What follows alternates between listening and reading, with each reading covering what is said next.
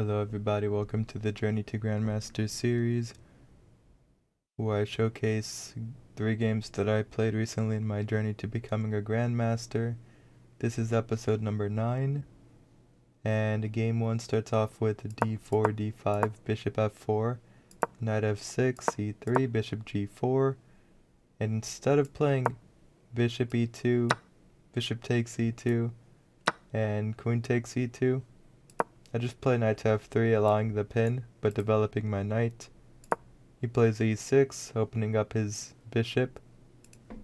I play c4, attacking the d5 pawn because he hasn't committed his c pawn yet. D takes c4, allowing my bishop to develop for free. With bishop takes c4, bishop d6, challenging my dark squared bishop, and I accept the challenge. Bishop takes d6, c takes d6, and h3 booting the bishop. I would like it if you were to play bishop takes and queen takes, because my bishop would be better than... Well, actually, my bishop will have uncontested light square control, but he plays queen to a5 check instead. Knight to c3, developing my knight for free. Bishop h5, retreating his bishop. Queen to b3, attacking the b7 pawn here. Had a lot of ideas. I was thinking about castles or g4. I was thinking about rook c1 or bishop d3 and queen b3, attacking his weak b7 pawn, and so many ideas. I ultimately went for queen b3 because I wanted to see how he would react to his b7 pawn being attacked. So queen b3, and he plays knight c6, and this is a blunder. I'm guessing he thought after queen takes b7 castles and queen takes c6, I calculated that if he goes rook f to c8, I would play queen b5 and my bishop will be completely fine. He could actually play rook a to b8 and take this pawn back if he wanted to, but he would actually be a full knight down in this game. And instead, after I play bishop takes b7 and he castles and queen takes c6, instead of playing rook f to c8, he plays d5. And this move is even worse because I could just retreat if I wanted to, but I go for the previous idea of the rook line where I ask for a queen trade here. Because if queen trades, my bishop is free, but he does get the b file here.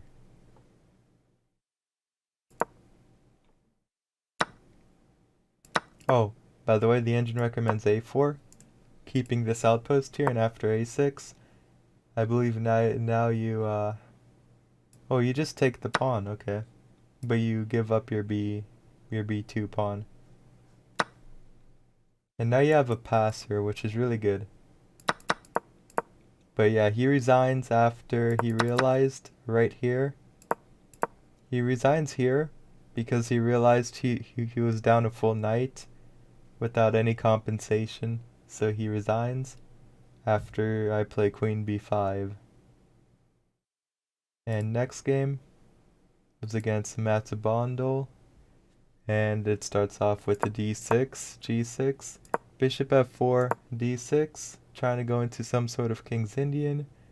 Knight to c3 because he doesn't play d5. And if he played d5, e4 would not be possible. So he plays bishop g7. And now e4 is possible because the knight supports it and there's no d5. And he plays c6 instead of knight f3 because I guess he was scared of his bishop being traded off here. And I play queen d2, getting ready to castle queenside and start a kingside attack. He plays knight d7, preparing e5.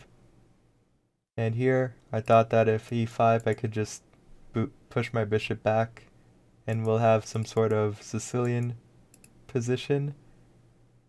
Or maybe I could just take back, threaten his bishop, and we'll have trades here, and his kingside would be full of dark squared holes. And I play knight to f3.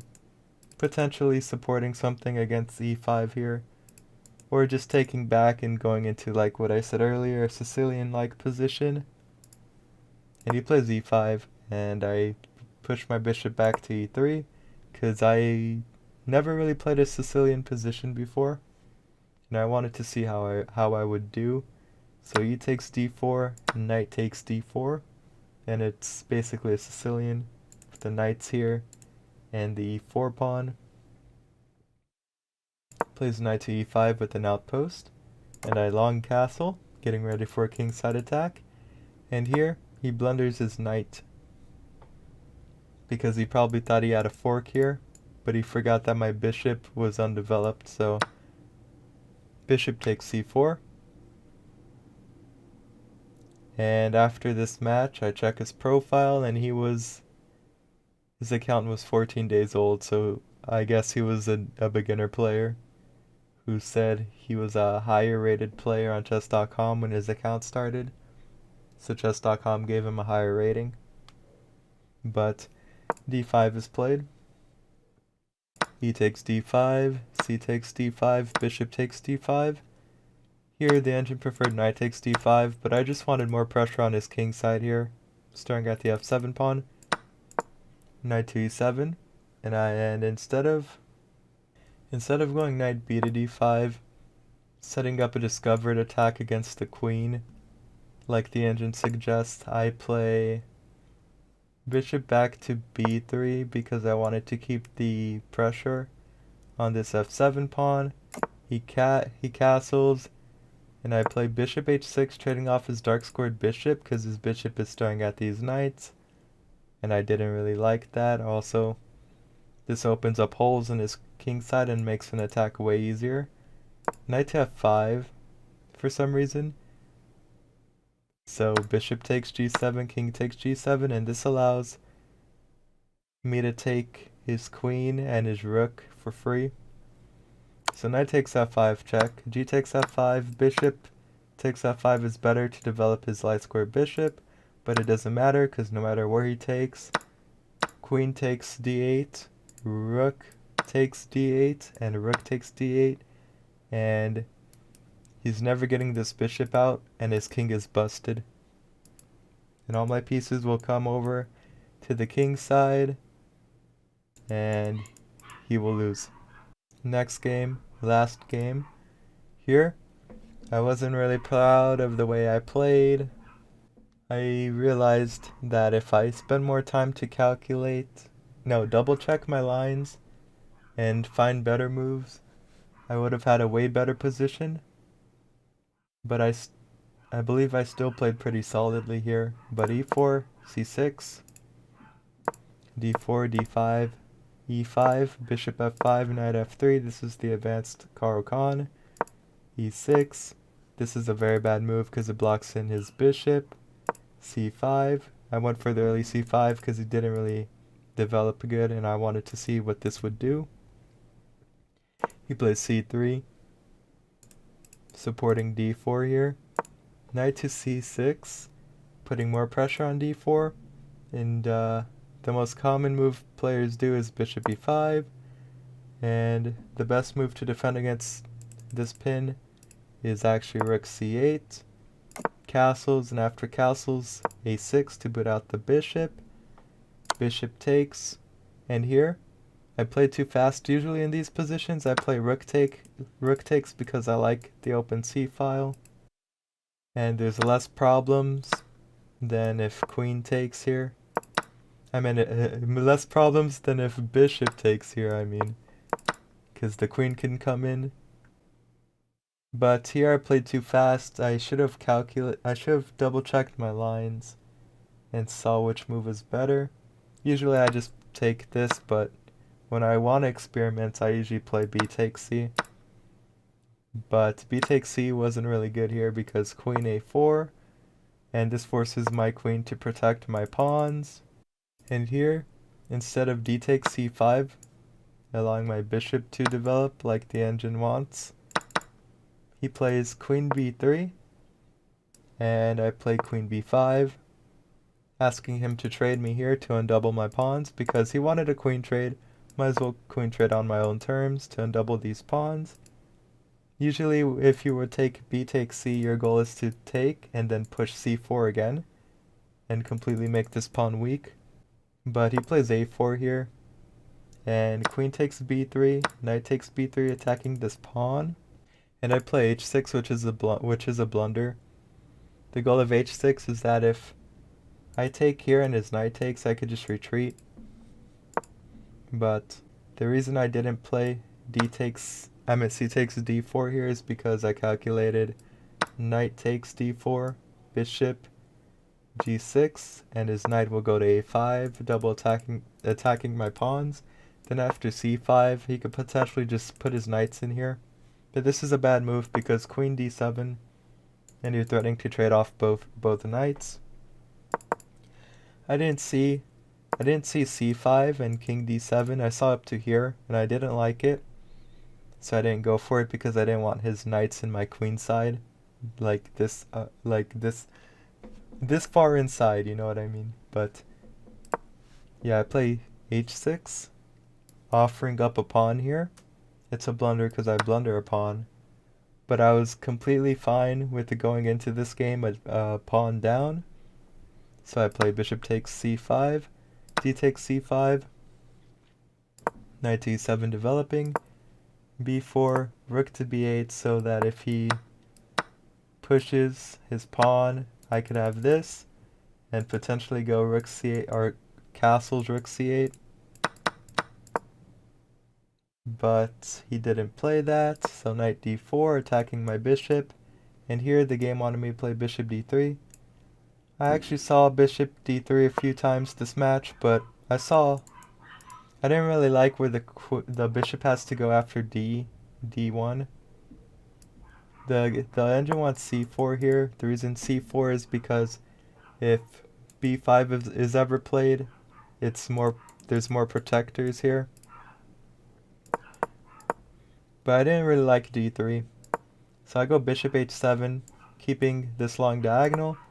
But I believe that d3 is better because after, let's say, e1 or d1, after c4 I have more control in the queen side here than just one diagonal with my bishop on h7. But bishop e3 is played, which is a very bad move. I believe this gave me free tempo to castle. The engine likes bishop d3 still, but castle to get my rooks in, just in case he starts pushing these pawns. Rook a to c1, preparing c4, which c4 is already a bad move, because if that's played, I get a free pawn on b5. on b4. So yeah, and rook f to c8, I calculated that after b5, most likely the c file would be opened up here, and I wanted my knights to stare at these weak pawns. And he plays c4 here, which is a blunder because I play rook to b4, taking a free pawn, but the engine likes d takes c4 here. Again, like I said earlier, if I double-checked lines and calculated better here, I probably would have seen things that would have had me into a better position, and this is one of them. I missed this tactic with d takes c4, and if rook takes c4, I have a fork on bishop d3 now. But I go rook b4, I play this move pretty fast. C takes d5, and here I calculated for a bit what's the best pawn to take, what's the best move. And I go with knight takes d5, having a good knight outpost, pressuring this dead dark squared bishop, and pretty much holding everything here. Pretty good move. Rook to a1, defending the a4 pawn. And here I was debating whether to take this dead bishop and go for a kingside attack, or keep this dead bishop here because it's dead, and keep this knight, potentially having ideas. Oh wait, yeah. Those ideas. Also, before this knight outpost, I had ideas of knight to f5, and if knight takes, bishop takes. Those were also ideas I had earlier, but knight takes d5, rook a1 and I take the dead bishop, which is a bad move because it just gives this knight a permanent outpost here. And this rook isn't really threatening anything. Here I was debating whether to play bishop to e4 or rook to b2, going for an attack on the g2 pawn. And after some long time to think, I decided rook b2. And during my calculation I saw rook to f2, but for some reason I thought that I had like rook b8 and I'm fine here. Because if takes, because if takes, I still have e4 here. And I still have a rook on the 7th, but he could just take with the c pawn. And then I'll have to take on f2, and then king takes f2, or the rook takes b8, and then move my rook. But yeah, I thought I would be fine after rook f2, but I wasn't really fine. But I'm happy he didn't play rook f2 here, so rook f to d1, and this allows a free bishop e4, putting pressure here. Rook to d1 doesn't do anything. The point behind rook d1 is takes, and if rook takes, he has checkmate, and I saw that, and I didn't care about it, and I just go for bishop e4. Also, bishop e4 protects this pawn, so if he does take, bishop can just take back, and no tactics with rook takes and checkmate, especially because I have a lift here. So g3. He plays g3 to protect his pawn, which makes his king side even more weak, because now I have a free diagonal into his king side. And here I was trying to see if I could double up my rooks. I saw no way to double up my rooks, so I go for a free pawn here. But there was a way to double up my rooks by offering up this pawn, but it's not really offering up the pawn because I could just take. Here, I hallucinated that my bishop wasn't protecting this pawn, so I didn't want to give it up at all. So I didn't want to move my rook. So I did not see the idea that after rook b8, I can just double up after rook g2 check. For example, rook e1, rook g2 check, and rook b2. I could just double up. And the reason I didn't see that is because my bishop is already protecting this pawn and I forgot about that. So rook g2 check, taking a free pawn. Knight to e2. The point is if h1 check, he blocks with the knight. And here I play bishop f3. And here, the reason I play bishop f3 is because I calculated this, and I could play rook d8, getting my rook in on the 7th rank. But I did not see at all that he had rook a2, defending this knight, and I was caught off guard, which means I cannot go to d8 or b8 with hopes of doubling up on the 7th and getting my other rook into the attack.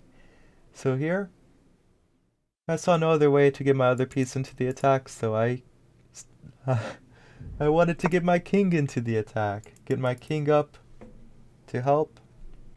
And here, I'm happy he blundered with king to e1. And here I was debating rook h1 check, and if king f2, I take a free rook. Well, not really free because I trade my bishop. And here 2 rooks versus knights with so many separated pawns that my king can just come in and just probably create another passer and just eat all these pawns. He had so many weak pawns in that endgame. And here, I also thought about bishop takes e2. I was split between h1 check and bishop takes e2. And I didn't like the idea that after h1 check, he can take my bishop. So I wanted to trade my bishop. But the problem with this move is that it actually had a rook d to d2. And the point behind this is that after, let's say, rook b8, threatening check, he takes my bishop. And there's rook b1 check. And here, king d2. you just threaten these pawns, and you're winning because your pawns, you take all his pawns and your pawns up. But he plays rook takes e2. He didn't see rook d to d2. And here I play rook h1 check. He plays king d2, king d8 check, and he loses a rook for free. King b3, a5 stopping him from coming in, and then taking my pawns. King c4, rook h3, attacking his weak pawns. This rook cannot protect both pawns. Well, he could just go here, and this pawn is protected. But then this pawn is undefended, and he has to go here, and then my king will probably come up at some point. But rook b2, going after the c6 pawn, and I determined he was too slow to create a passer and queen. So rook takes g3, bishop b6, rook b6, and here this is the best move, but I go for g4 check, king b3, rook b1, and he goes king a8 here. And this is, well, he's already lost, but this makes him lose even worse, because after rook b to b4, he doesn't decide to go rook takes c6, and I would play rook takes a4 check. Instead, he chooses to trade. Now with my rook here, his king can only move along these three squares, which means I can potentially make six queens here if I wanted to eat all his pawns and move all my pawns upwards. Well, five queens, because I can't really move here. So here he plays e4, and here I play fast, because I thought I could just eat these pawns, but after I played g6, I finally realized I had passers, so I just started pushing my passers, and he resigns because he could only move between here, and he has to watch as I slowly make many queens or just checkmate him on a1 here, or on b1. And yeah, that's the third game. If you like this video, like, comment, and subscribe, and peace out. Have a nice day.